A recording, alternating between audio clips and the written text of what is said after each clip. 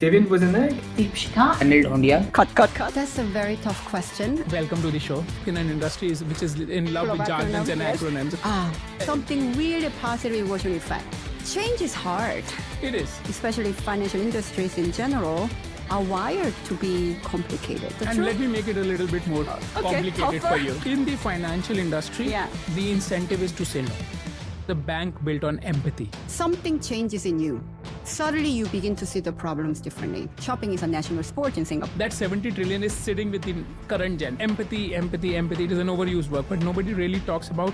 I/we shall, blah, blah. And then lawyer ended up having to explain everything. Very dehumanized subject title. Even like when I say it sounds so robotic. Over 800,000, close to 1 million kind of. ChatGPT has mastered the art of being human. Come to them, they do not experience that pain. This can become your North Star. Minimum lovable product. Okay. That is a smart. Yes. Finding the signal in the noise. I think the beauty of this episode is that there are so many light bulb moments.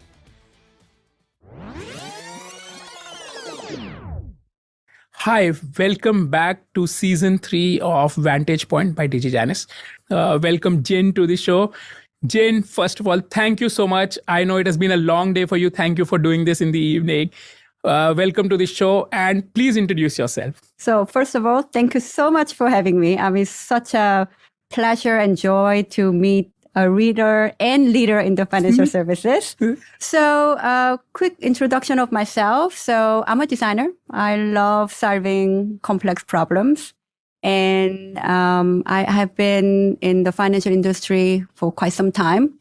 And now I'm really, really passionate about how can we make services and design the products to be really emotionally engaging, based on this principle of simplicity.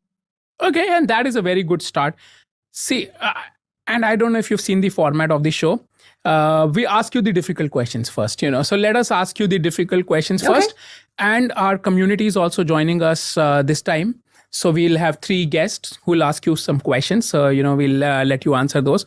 So the first part is, see, Jin, when you first researched about this concept, it was a few years ago. We were in a zero interest rate environment.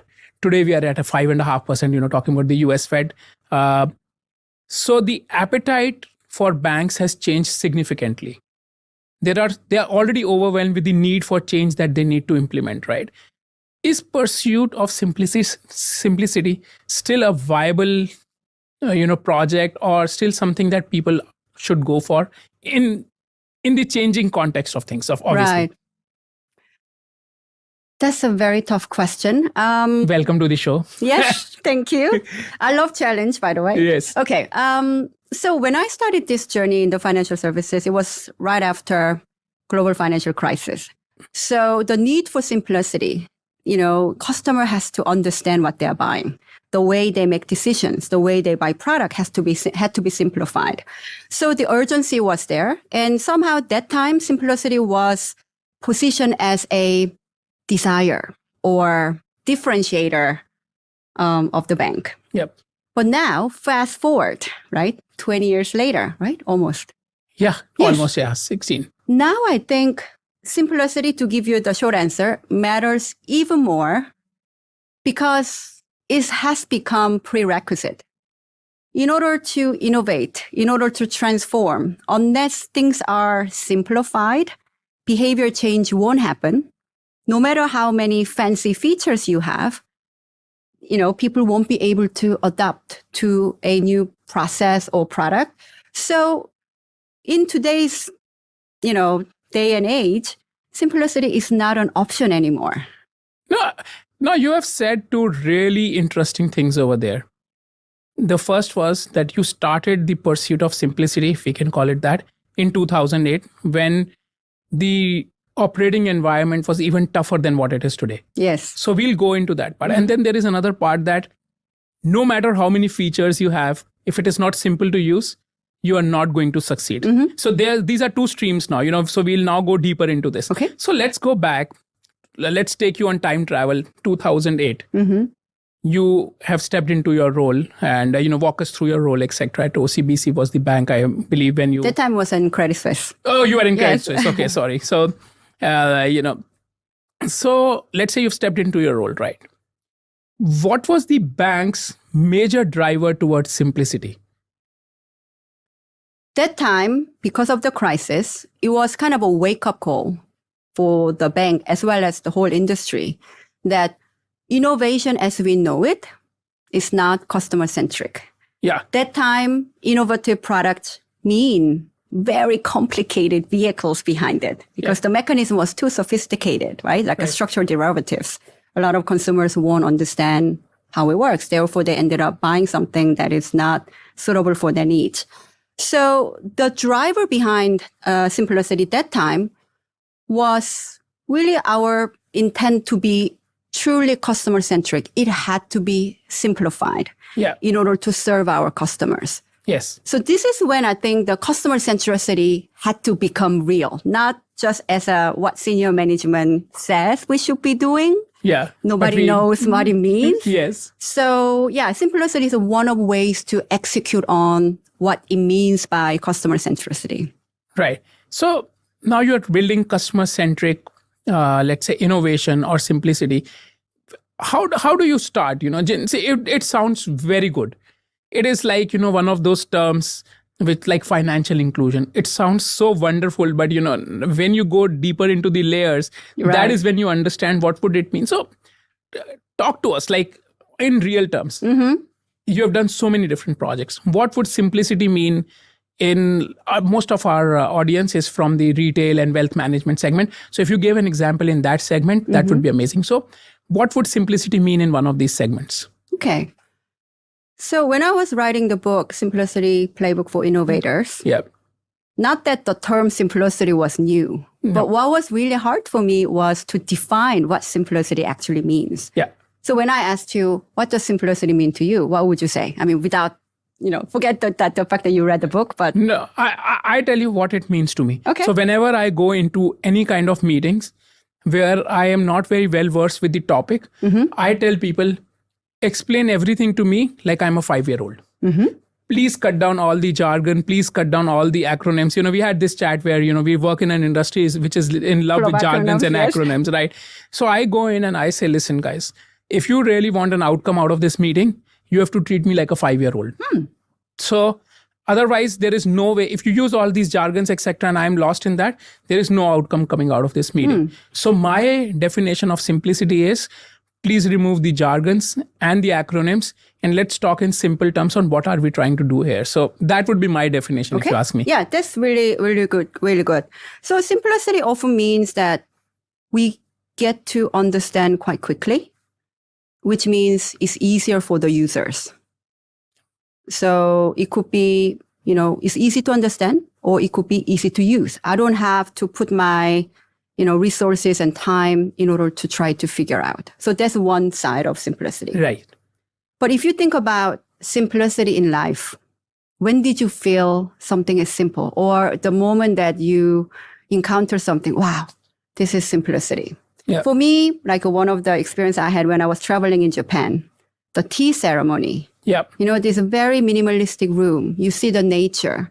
You touch the bowl and drink the green tea. Yeah. That emotion, like, I feel calm, I feel like, I'm really in this part of the nature. You know, I cannot describe what it is. Yeah. But that experience gave me this, something really positive emotional effect. Yeah. So simplicity as a definition, one is functional thing, making things easy for people. Right. But at the same time, it has to leave a very positive emotion, whatever Right. that is. So thinking about these two dimensions put together, when we approach, like, how do we design simplicity for retail or wealth management sector, we need to think about where do we need that kind of experience first. So when I started the journey, of course, there are so many things we need to simplify. Yes. But we had to go back to the source, like customer's experience, and then we need to identify where the most pain lies. Yep. And therefore, we will start there, identify those pain points, and then we would simplify it functionally, as well as like really elevating some sort of emotional effect Right. to be more positive. Right. So that's one starting point. Another starting point can be, the level of effort you need. So let's say to simplify entire your wealth management system, it's going to be a massive project. Yeah. So when we started this simplicity journey in OCBC many years ago, we had this mixed portfolio. Some project portfolio was really about, can we have quick wins? Yep. Something like designing a new form. Yeah. So we pick a form that caused so many problems. Problems as in customers may not understand. Yep. Problems as in it may take too long. Right. So we would fix something, seemingly simple Yep. thing. So while we are doing that, we would start the digital part, Right. more fundamental and deeper layer of, complexity. Right. But then as we were dealing with those quick wins, we learned so much. Right. And then we begin to see, hey, we changed this form. It took us maybe 3 months. And we begin to see the error rate is going down. Right. The time that our operational staff having to, service our customer and then processing those forms have been massively reduced. Right. So we begin to see those like impact of simplicity immediately. Yep. That gives us confidence and like momentum within the organization. So Right. even though this is a really big digital transformation, takes much more effort and vision and commitment, Yep. because of those quick wins, we were able to kind of drive momentum, that excitement that actually we could do this. And you absolutely embrace you walk the talk also, because I was sitting here thinking, oh, you've structured the answer so well. You talked about what simplicity would mean, how you come in, and you somewhat guessed my next question also. I tell you, guests on the show are psychic, they guess my questions in advance. And like, how do you prioritize? You answered that really well. I'll give you an example later in the show of how I used learnings from you. Okay. In a very different context, but I'll give you that example, and you'll really love it. So, and what I like about your approach here is that even though you're talking about simplifying things, you're looking at quick wins. And it is so important, I believe, in the industry that we work in, that we're talking about quick wins, because 70 to 80% of digital transformations fail to deliver on initial promise, right? So this is one of those as moments where you say, oh, guys, look for the quick wins rather than the big bang, sexy transformation, which will, give you all the heroics. Look for these smaller ones, look at it as a marathon rather than, a sprint. So that was amazing. If any, financial industry is one of the largest consumer of Digijanus' information. So I if any one of you is listening, like in the projects I've seen go well, and I've seen my fair share, not a lot, but a fair share. The one thing, the common thread that is tied all of them together is looking for those quick wins. And, so very, very glad to hear that from you. So see, now you've identified quick wins. You have, already defined what it would mean, I'm assuming, and stuff. How do you get the organization behind you? People have been doing certain things by a certain way. At least the ones I meet are very resistant to change. I don't know the ones that you have met. So how do you get people mobilized with your vision of simplicity? So change is hard. It is. Yeah, it's not that. The reason why things have become complicated is not because we love complexity. Just, I think organizations, especially financial industries in general, are wired to be complicated. So it's not our fault. It's just we are complex being. So that means in order to drive simplicity, we really need to get people's buy-in. So, this is one of the topics often people ask me, how do you convince people this is the way? Let me make it a little bit more complicated for you. Yes. Okay. In the financial industry, the incentive is to say no. Because if you say yes and something goes wrong, you are in the firing line. Oh. If you are a blocker and you say no, you can find 1,000 reasons to say no. So now with that in place, change is hard. Your audience is already incentivized to say no. And now how do you go about this? So audience as in the stakeholders? The stakeholders, yes. So convincing people is hard, right? Yes. Therefore, we need to find different way. So one is reframing the idea of trying to convince people to inspiring people. Yeah. When people see the need for change, they will be on your side. But if people don't see the need for it, of course they will say no. Yeah. Because there's no proof. And that has never been done. It's going to be costly. Right. So really helping our stakeholders to see the need for change has been really crucial driver. Right. So in order to help our stakeholders to see the need for change, we need to kind of bring how customer experiences our process or product under the surface. Yep. It's not enough to build an impressive PowerPoint. 30% of people said that. Our NPS score is that and that. Yep. That's too rational. Right. People won't be moved by it. So two ways of doing it. One is really exposing customers' feedback directly. This is when bringing stakeholders part of the research process has been really fundamental kind of driver to make them see. It's not us, but like a lot of people are struggling with those maybe jargons, maybe the way we write, our product description or the way form is designed, right? Another way is really trying to quantify it. So, for instance, we had this project where we had to simplify the way we communicate through all channels. So it could be SMS, letters at that time. And the project was happening 2012, 2013. And we were in the midst of really understanding the optimal use of different channels. Are we sending too many paper-based letters? When is a good time to send things SMS? When is really good time to send like a proper letter, right? And in the midst of the project, we found that the way we write letters was like combination between robot and lawyer's machine. Somehow it's not really machine generated. That time there was no AI, generative AI. Even generative AI sounds like human. But that time, like everything was written by human. Yet somehow we managed to make it like a robot sounding. So because of that, when people have to make really important investment decision, the intent of what letter was not understood. Therefore, when we tested out this like a real letter with, let's say, with 10 people, 6 out of 10 people say, "Oh, I'm not very sure what it is." So what would you do? And then they were saying, "Oh, in that case, I would pick up the phone and call the call center." And then some people say, "I would throw it out, this letter." So those people who said, "I would pick up the phone and call," and then why? Why would you do that? Then they said, "There are a lot of numbers in this letter, so it looks important. And there's a scissor line, looks like I need to cut. Therefore, it's important, yet it's not clear. Therefore, I will bother to pick up the phone and call the call center."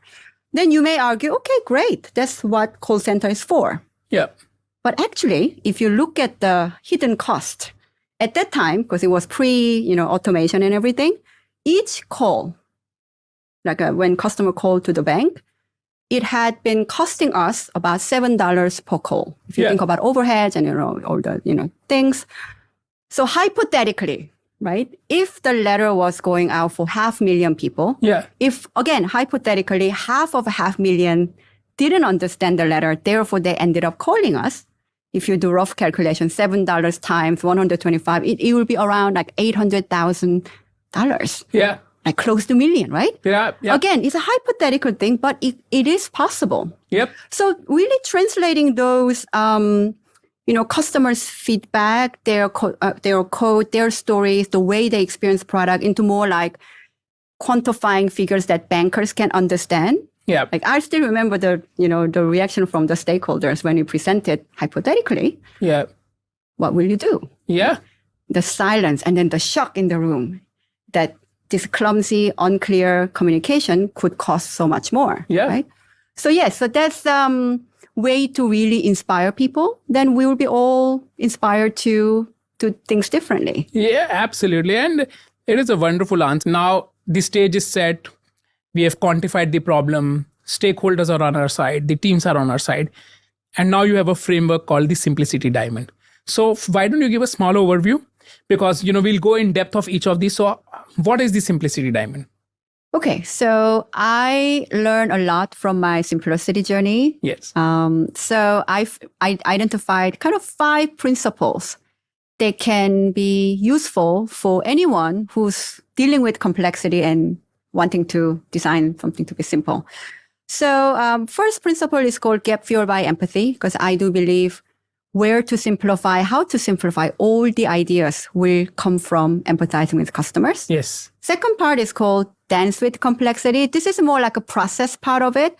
How do we work with complexity, embrace complexity? Yeah. How do we mobilize people? Right. And I think it's like a dance, you know, you cannot do it alone. You need to bring people together. You need to practice, and you have to enjoy the process and celebrate success. So a lot of those, emotional effects. Yep. And the third principle is called focus. I believe focus is very important, yet very rare asset we have in today's time and age. So how do we find that focus? Then the fourth one, which has been a lot of people's favorite, is speak human. Yes. It sounds so simple, yet so many things are done very bank-centric. That is a problem everywhere, I think. Exactly. Yes. It has gotten much better though. So that's one. And then the final principle is called design lovable experiences, which kind of brings everything together. Yes. At the end of the day, I define simplicity as an experience. As we talked about, it's not just rationally making it easy. And I also don't like the word frictionless, although it might be necessary. Yeah. The goal of simplicity is to leave that experience. That wow experience. Yes, right? wow, or confident, or I love it, So really, how do we orchestrate all these different elements, all the work you have done elevate it into that emotional experience? Right. Yeah, so that's the 5 principles that I put it together. Absolutely love it. What we will do is we'll go layer by layer into this, because our idea is that when somebody watches this episode, you should be able to learn out of this episode. And, if you have your own simplicity examples, if you have, questions for Jin, please put them in the comment. We can live stream them. We can create a Latium clip out of it, as you have, have already read about it. You can come and become a co-host, and you can ask in the next episode, you can also ask questions directly to our guests. So please do share your questions and experiences. We'd love to hear that. Now, coming to you, empathy is one of the hardest things, if you ask me. It is so easy yet so difficult. Yeah. Be in your customer's shoes, be in your colleague's shoes, etc., etc., etc. It is really hard, right? And what surprised me was I looked at OCBC Frank, and it says it is a bank built on empathy. Walk us through that. Okay. First of all, I have to agree with you. Empathy is so hard. Yes. It sounds so common sense, but how do you do it, right? A lot of people associate empathy with personal trait. Yeah. But I'd like to position it as it's an organizational asset. Yes. How do we then cultivate that asset? First place to start is, your research method. Now it may become a little more technical, but please. I think this is kind of capabilities that a lot of organizations do not have. When it comes to customer research, we may rely on surveys, we may rely on focus group, we may rely on some data analytics.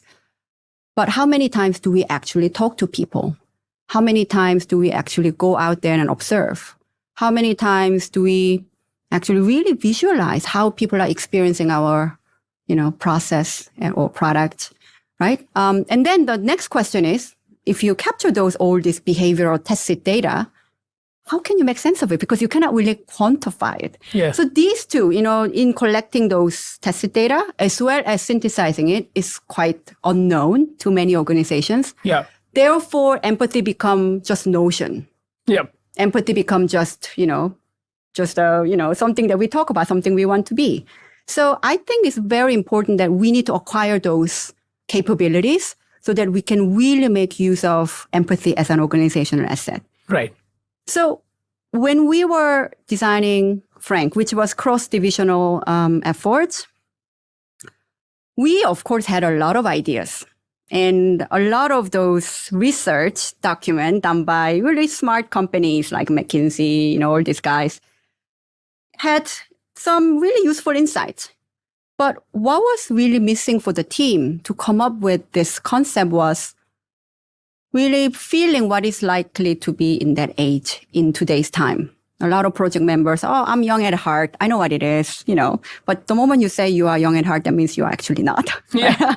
So do you remember when you only had maybe $300 a month, $500 a month? What did you do? What was your relationship like with the money, right? Yeah. I am the wrong person to ask that question. I grew up in India, right? $500 a month was close to my first salary. Equivalent to today's $500. Yeah. So if on an equivalent, like if you ask me, I was very specific with money. So I would know, I wouldn't splurge. My parents were working really hard and, so I wouldn't splurge. But there were a few things that I really liked doing. Yeah. So I did those, So Very interesting. Yeah. Exactly. So we were very curious about that because everybody will have different point of view. And the time we were growing up, there was no such a thing as a smartphone, internet, access to all those, Same. possibilities. So we really changed the way we think about customers. We, instead of relying on all this smart research, we went out there, spent time with them, observe them, follow them into universities and shopping malls. And sometimes some project group members went to nightclub with them, to really understand the whole day. You really did that? Yes. Oh, wow. Just to really observe and also to feel how it is to be in that generation in today's time. That would have been a fun conversation back in office. I need to go to this nightclub to observe people, So I'm no quotes, I'm just no air quotes. But yeah, that is amazing. Please keep going, So then we would regroup and then we would share what was interesting, right? And then we would have a lot of those evidences, pictures and codes and the behavior. Then we would look at those things. And then this is where magic happens. We would, based on what we observed, but then while you are having this direct interaction with customers, something changes in you. Suddenly you begin to see the problems differently. Yes. Suddenly, you begin to see, the initial ideas you have, maybe there's other opportunity. So there's a really nice effect I noticed when you are given yourself some time to empathize. It sounds like waste of time or money, but actually it's such a amazing investment because you begin to see things differently. Yeah. So just to give you a few examples, we had this hypothesis that the new bank has to be completely digital because that's how people are living. Assuming, yep. But then in the context of Singapore, we learn how shopping mall, the shopping behavior, the way people meet up, spend money, hang out, the social event, all happening in this retail environment. Not because people want to splurge. It's just that's cultural code. Yeah. We were jokingly, my boss was jokingly said, shopping is a national sport in Singapore. Well, we all laughed. But it's not far off, right? People will go for a walk in the mall because it's too hot here. Yeah. And young people love interacting with brands because they are passionate about something and that brand help them to identify themselves. Right. And we also noticed, some of the things you mentioned, we thought people are like a YOLO. You live only once, therefore they splurge, they don't care. But there was a deep sense of wanting to pursue their passion. Therefore, they want to be in control of their finance, which was a very surprising kind of findings for us. Well, yeah, absolutely. So those things help us identify 3 key principles we wanted to enable when we design that new experience. Yeah. Yeah. So the experience has to be, of course, simple. They won't tolerate form filling, all these things. So simple had to be there. We want it to be meaningful in terms of really supporting them to pursue their financial journey. Yeah. And then the final thing, which is, I call it on the top of the pyramid, when things have to be functional, usable, useful, then top of the pyramid, the edge we added there was, we want it to be like fashion brand. Why fashion brand? Yeah. Because we saw one of the jobs to be done of people is really wanting to feel stylish. They want to express their individuality. Right. So typically that's not supported by financial services. Right. So we were saying, hey, there's a job there, the job wanting to be that in expressing their personality. What if we play that role Wow. on top of other things? Right. And that gave us the edge. I mean, Frank, as we know it, I mean, people remember us not because we offer, at some point, I think we offer the highest interest rate. That's not what people talk about. No, I don't think. People open an account because they want specific design in their wallet. Yep. Whenever they flash out and pay. Of course, now everybody will do PayWave. But still, I mean, the fact that you like that design, there's something to it. You had that emotional connection. Yeah. And then like the decision making is done. Of course, then they will rationalize, oh, okay, interest rate is also good. You know? No, and So that's how we call it. Frank was really born based on this empathy, and empathy gave us this amazing, exciting opportunities to innovate. And because we have a very large audience, right, distributed amongst many countries. When was this? This whole project? When did you start running it? When was Frank launched? Because I do want people to be able to realize like how long back it was. Because oh my God, that was long ago. That's right. So we started this project 2010. Yeah. And I think we launched in about a year of time. Yeah. So basically 2010, 11. Yeah. So the reason I asked you that question is because a lot of times, now you come out, you go and search for a credit card or debit card, etc., a numberless one, etc. It is a very common offering now. Mm-hmm. And so the great thing about this is you were maybe 5 or 6 years ahead of the fintech curve, because fintech only picked up in 2015, 2016 in Singapore, yeah, right? That's right. And it was fintech 1.0 was not really consumer finance, but it was like more tech looking for a fin problem, right? So I think it is amazing that a bank, which is what OCBC is like 70, 80 years old bank, right, is going out there and creating something so beautiful for, what you call as the next generation, for the aspiration, capturing everything that they're trying to do. That is absolutely amazing. I think that should in itself be a case study of how, an 80, 90-year-old organization was innovating and being cutting edge. And banking is tough, right? You cannot really be disruptive. That is what regulators don't want. So, you have to work on smaller things. And you have to keep improving and make it lovable like you did. So that is an amazing example, Jin. I really hope anyone who's building products, etc., can take inspiration from this and go out there and build, a lovable experience like what you build with Frank. Now, you talked about knowing the customer intimately, like, you guys went with them in shopping malls, you partied with them and etc. I want to meet your boss who approved all of that. I want to work for him as well. But how much you're trying to learn the customer as a whole, right? Yeah. That is the idea. How many attributes, how do you choose how many attributes you do and which attributes you have to go for? People are complex by nature, right? So they could represent so many different characteristics. How do you choose what defines as a whole, the understanding as a person as a whole? How do you choose how many parameters? Which ones do you prioritize? Very good question. In general, one of the principles that I suggest in the book is try to understand customers as a whole. We tend to dehumanize them. They are customer, they are segment, but actually they are, as you said, complex human being. You might be a customer, but you might be a loving boyfriend. Oh, sorry. I don't know whether you are. I am a husband and a father, yes. Okay. So you might be a loving husband. You might be, doting dad. Maybe you are active member of your community. Maybe you are pursuing some sport, there are also, you have this passion project, right? Yes. Podcast host. And there are a lot of aspects that makes this person.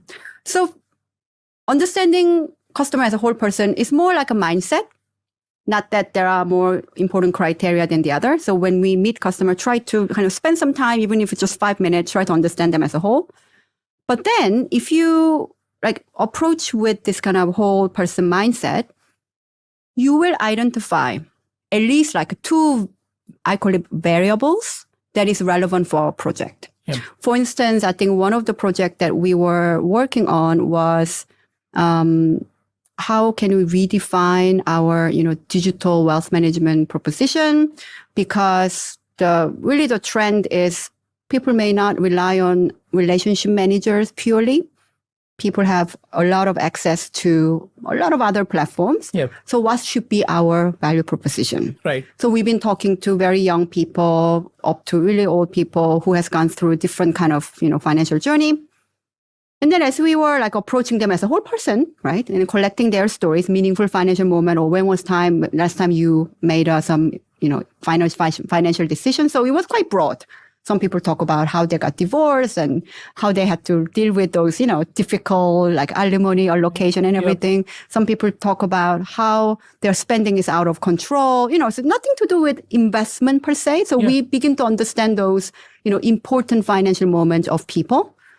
Then we realized one of the behavioral trait that matters to our project. So one of them really was how loose and structured they are. Some people have very structured approach. They know how much money they spend. Some people have to the degree where they have Excel spreadsheet manually. Enter everything, review monthly, all this. Some people have no idea. They like to just have, spend by feeling, all this. So this is a very important, as an example, behavioral trait. And another like variable that time we identified was, so we have one axis of the very structured versus loose. And then we have another axis, like kind of what kind of life stage they are in, whether they are starting a family. That's kind of a typical, a financial kind of journey thing, but that turned out to be relevant because depending on where you are, your priority changes. Right. Yes. So this is just an example. Some project may have very different variables. Sometimes the gender matters. Yes. Sometimes cultural background matters. Right. Sometimes their preference of channel matters. Right. So really like looking at those, and then those axes sometimes pivoted. Like when we progress with the project, initially we thought life stage matters, but we begin to see actually it doesn't. Right. Yes. So like we are kind of experiment and learn, but by looking at those different behavioral traits, yet we are selecting relevant variables. Right. And then we can make a meaningful conclusion. Who are we targeting? How can we support, this kind of people, etc. So you basically defined a boundary of what variables you will look at, and then you started looking at those, etc. and stuff. Or you start broad. You start broad, and then you keep narrowing down. Or it could be that you already have, I call it hypothesis. Okay. Like this kind of behavior trait will matter, but then you kind of keep your mind a little bit open. Right. Therefore, you may identify more important variable than what you initially had. So I think it's good to have some initial hypothesis there. This is already, we are on step 1, right? This is a painful process. How do you, Why is it painful? Because there are so many unknowns, or there is so many unknowns. Yeah. The reason I said it is painful is because in my experience of working in financial institutions, a lot of time it is driven by restructuring change. Somebody comes in, wants to leave their stamp, etc., and they're done, and they want things to move really fast. But the whole process you described right now, that process looks like it takes time. How do you manage the execs, patience, expectation, etc. at that time? Like, or are they part of it? You keep telling them that how long this will take, etc. stuff. How do you manage that whole expectation with the execs? So you're right. We need to have some enablers to make that process work. But long story short, this process sounds like long process, but actually it isn't. It's just we are not familiar with this process. We tend to define upfront, get out and find out, build a requirements document, hand it to IT, UXT, whatever, and then done, right? That is the old model where we have to find out everything up front, lock it up, get approval, go, right? So this process is like, I was saying, keep it open, you may identify something new. So it sounds like a long-winded process. But sometimes, very often, to be really honest, you can get there faster because you have this humility that what you know may not be right. And the cost of implementing something wrong and having to fix later on can be significant. Right. So I think this is when the proficiency kicks in. A lot of agile movement also comes from that, right? Not that agile is always better. But if you are really embracing this, the agility essentially comes from quickly adapting, knowing that whatever you do might be wrong. Right. You test it out. and you learn something quickly. Therefore, you do something differently. Yeah. And as you repeat this process, you gain confidence, you gain knowledge, and then the outcome will be so much better than like having this a traditional model. Absolutely. So I know it sounds like a simple, No, but it sounds amazing. So please continue. so I was just have to think like, So throughout the process, it is crucial to involve the stakeholders.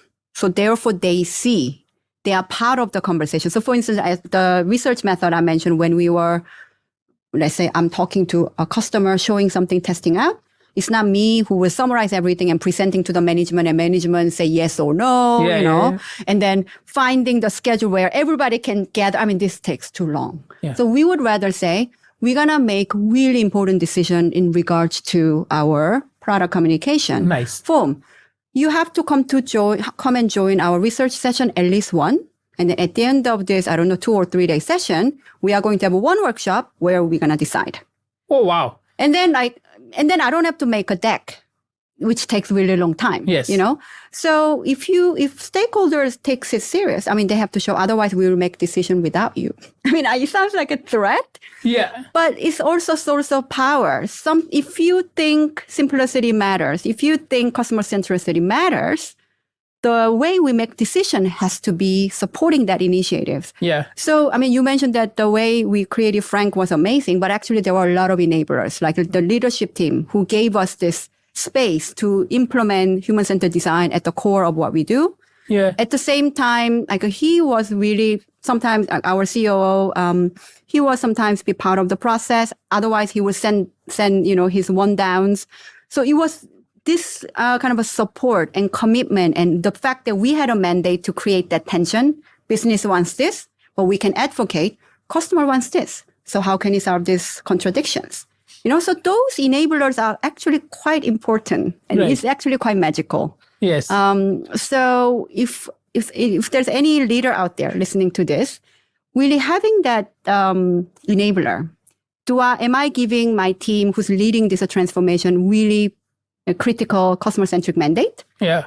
Do they have license to kill the project if it's not relevant? That's really one thing. And am I actually showing, if I was a leader, am I actually showing that I take it serious? Right. Can we make the decision-making process faster? It's not the product team is working slow. Right. The slowness comes from having to bring committee members and booking the time. The whole decision-making process slows things down. But you've changed my mind quite a bit. That the decision making is what slows it down. As we were talking about empathy, I'm more and more, when you talk about it, I'm realizing maybe this is the crux of the problem that a lot of digital transformation is failing. Lack of empathy. Yeah. So now, as we go into empathy, we talk to users, we look at use cases, etc. You said something which is very contradictory to what I have seen. Okay. And I've been waiting to ask you this question ever since the first time I've read the book. What happens is digital transformation is the ones that I've seen. You look at use cases, you look at your average users, you build around them. If something breaks, they sometimes label it as an edge use case that can be done later, etc. And stuff, and it is pretty much ignored in the name of getting things done. But you have this amazing, what you call as, normal distribution curve. And the two ends are the extremes, right? And you're like, speak to these extremes. Explain your thought process there. And what did you find at those two extremes? Oh, very good question. So it came also from my learning. Back in the days, again, 10 plus years ago, let's say we are redesigning mobile banking. Then we were obsessed with identifying typical users. Yeah. Because once we identify it, then we design it for them. Because sometimes, information needs might be different. The way they use the product might be different. So we've been working with data analytics team, look at the, customer base. And then we ended up defining something like, typical users are age between 30 and 45. They are logging into our internet banking minimally 3-4 times. And then their profession tend to be that. So broad, right? And then we would then do our best to recruit those customers, show our thing and learn their behavior and improve it. So that was back in the day, which is still could be valid approach. If you have enough data, then maybe you can identify the curve, who is the majority, and then you will speak to those guys. But I think today's day and age, the notion of typical is flattening. We are so individual and we are so empowered with all the options, access to information, the way you want to, buy financial product or the way you want to get financial advice. I mean, people have Telegram to get financial advice or form a WhatsApp group. They don't go to the bank or wealth managers, So really knowing that, what should be our strategy? So that's one. So the notion of typical customers is diminishing. And another interesting part of this extremes is that it really goes back to the whole empathy-based research. What is the objective here? Because people are very concerned about, hey, if you talk to one-on-one as opposed to running survey, you won't be able to get enough data. Like you ended up talking, 30 people or 50 people as opposed to you could run the survey for 500. But the objective is very different. The reason why we do empathy-based research is to be inspired. Oh, this is really interesting behavior. We should be supporting. Oh, this is the barrier that we didn't know. Right. That people are having to adopt our product or services. So when you talk to extremes, right? So one extreme is I will call it early adopter, who are ahead of the curve, who may not even use our product because we are too basic. Yep. So let's say example of mobile banking, maybe the crypto guys who even doesn't use cash. They live in crypto world. They don't even use us. Fine. But then if we research them, we could get inspiration. Maybe this is the future behavior. Our typical curve will move towards that. Right. So we are kind of a future proof. If we talk to the other extremes that are, we call it laggards, who are lagging behind. Sometimes I use the example like my mom, who never used internet banking in her whole life, mobile banking, never. And then she would go down to the bank if she needs to do something. Because she was born after Korean War, and she didn't have access to those technology and education. So when I talk to somebody like my mom, I would be able to identify what makes it so hard. Yeah. For someone asking people, explain it to me like as if I'm a 5-year-old, that kind of thing. What could be the barrier for people? And then we will have a lot of ideas around how to simplify it so that we can open up the new market and making our product much more accessible. Yeah. And somehow, if you think about it, if you cover these two, the rest will be kind of taken care of. Yeah. So I think this way of kind of identifying users and really thinking about using this research to be inspired rather than like, I want to validate and increase the sample size, that can really help us in the process of, transformation journey. I think, the beauty of this episode is that there are so many light bulb moments that is amazing that you can get such kind of insights. Yeah.